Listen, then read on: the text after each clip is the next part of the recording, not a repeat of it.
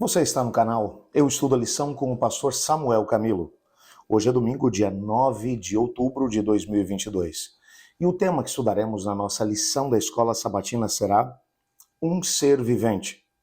Dois textos servem como base para o nosso estudo de hoje. O primeiro deles, Gênesis capítulo 2, verso 7, que diz: Então formou o Senhor Deus ao homem do pó da terra, e lhe soprou nas narinas o fôlego de vida, e o homem passou a ser alma vivente. E o versículo 19: Havendo, pois, o Senhor Deus formado da terra todos os animais do campo e todas as aves do céu, trouxe-as ao homem. Quando nós olhamos aqui para esses dois textos, tanto o versículo 7 quanto o versículo 19, estão trabalhando aqui uma ideia específica, estão mostrando ou apresentando ao leitor o que Deus utilizou como matéria-prima para trazer à existência animais e, ao mesmo tempo, o ser humano. E o que o texto está dizendo para a gente é que, basicamente, Deus utilizou os mesmos elementos para criar tanto os animais quanto também o ser humano.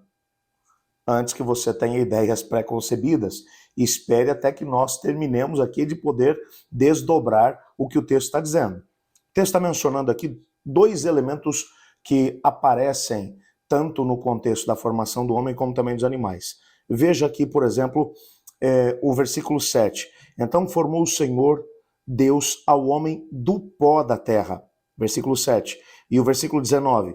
Havendo, pois, o Senhor Deus formado da terra, ou do pó da terra, todos os animais do campo e as aves do céu. Quando você analisa aqui esse mesmo texto, ou os dois versículos, você percebe que o pó da terra foi o elemento base usado por Deus para a formação tanto do ser humano como também dos animais e das aves.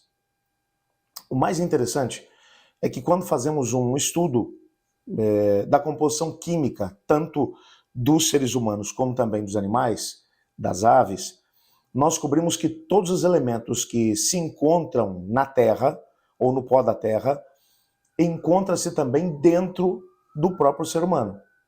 Então, quando você analisa esse elemento base que Deus utilizou para formar tanto animais quanto aves quanto ser humano, é o mesmo elemento.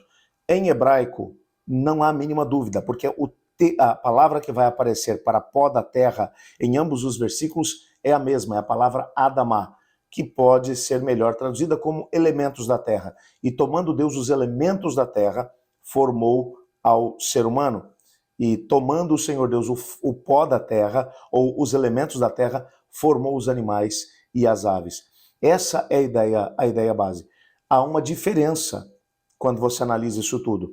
Na criação das aves e também dos animais, a Bíblia vai mencionar que o Senhor Deus disse, e todas as espécies diferentes, quer de animais como também de aves, apareceram. No caso do ser humano, o texto vai mencionar que o Senhor Deus tomou os elementos da terra, tomou o Adamá e formou com o Adamá o homem.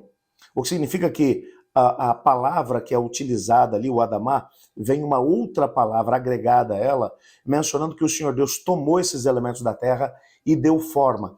É a mesma imagem, por exemplo, de um construtor, quando ele toma alguns elementos como argamassa, tijolo e ao mesmo tempo alguns elementos utilizados para poder construir, por exemplo, uma parede, e ele vai fazer. É a mesma palavra utilizada, por exemplo, para quando um artesão toma um pouco de barro e vai dar forma a esse barro, fazer dele um vaso ou qualquer outro elemento. A ideia é de que na formação do ser humano, apesar de terem sido os mesmos elementos usados, na formação do ser humano, Deus ele vai manusear os elementos da terra, o barro, para poder dar forma ao ser humano. Na sequência, o texto vai dizer, o versículo 7, e soprou nas narinas o fôlego de vida. Está falando do ser humano, ok? É lógico que quando você analisa aqui essa situação, você percebe que Deus agora, para fazer com que esses elementos da terra tivessem vida, o Senhor Deus soprou no ser humano o espírito, ou o fôlego de vida. Em hebraico, é nefesh, a palavra que vai aparecer aqui, que é exatamente uma força vital que fez com que esses elementos da terra tivessem forma, tivessem vida. Os elementos da terra, por mais bem formados, por mais bem moldados pelo próprio Deus que tivessem sido, eram elementos da terra, sem vida. O que fez com que aqueles elementos da terra se tornassem um ser vivo foi exatamente o nefesh.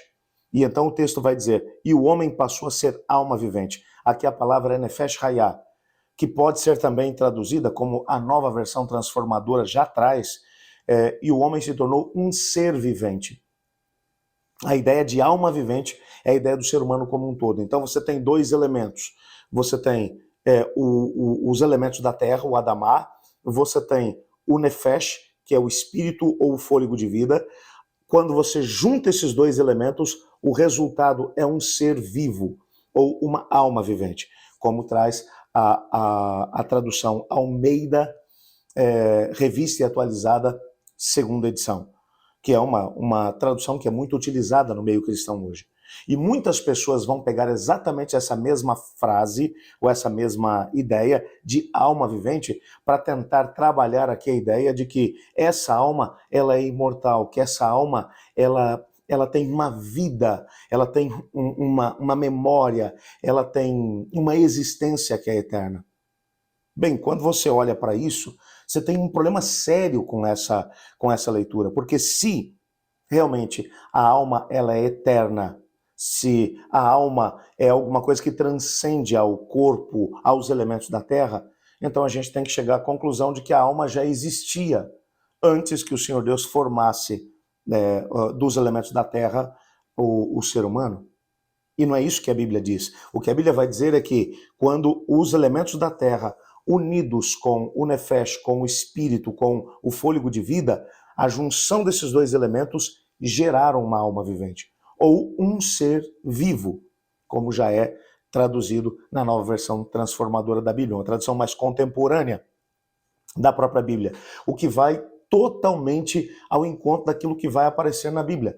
No Novo Testamento, por exemplo, sempre que o apóstolo Paulo vai terminar a sua carta, ele vai se referir às almas que estão na igreja de Corinto, a igreja de Éfeso, nas traduções mais conservadoras, vão aparecer dessa maneira. Quando, na verdade, a palavra que o apóstolo Paulo está usando no original em grego é a ideia de as pessoas. A ideia de pessoas é uma ideia da junção dos elementos da terra com o espírito ou com o fôlego de vida.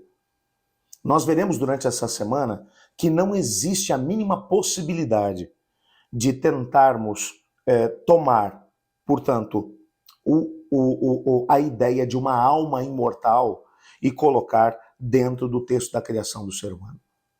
Não existe a possibilidade de podermos analisar isso.